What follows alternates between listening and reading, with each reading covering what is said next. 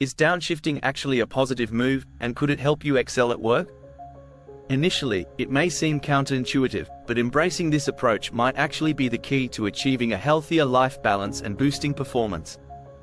The concept of downshifting, reducing career ambition and external pressures to prioritize personal well-being, closely aligns with the philosophical teachings of the ancient Chinese philosopher Zhuangzi.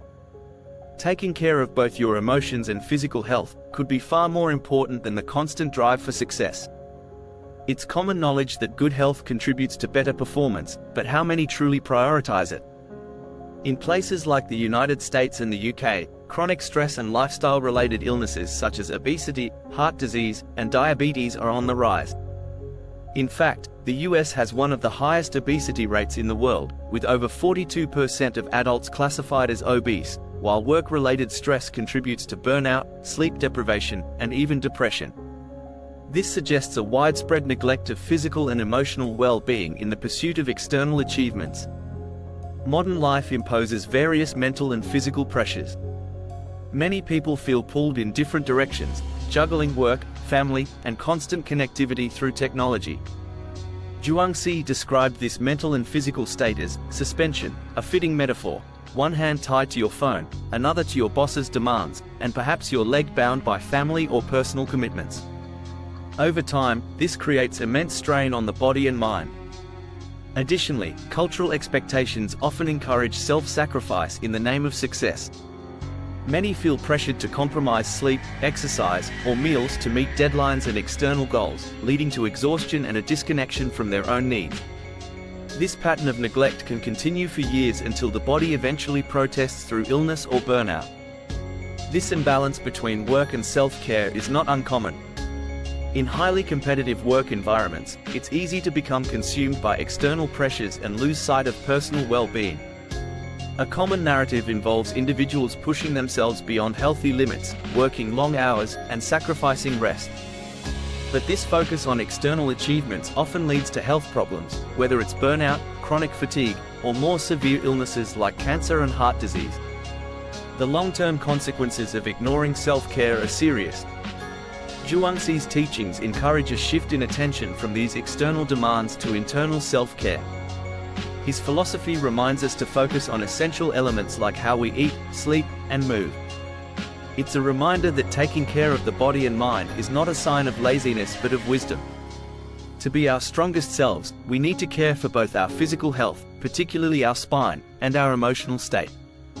The connection between body and mind is well supported by modern science. Research shows that emotional distress can impact physical health, influencing the fascia and posture, and eventually leading to chronic pain or illness.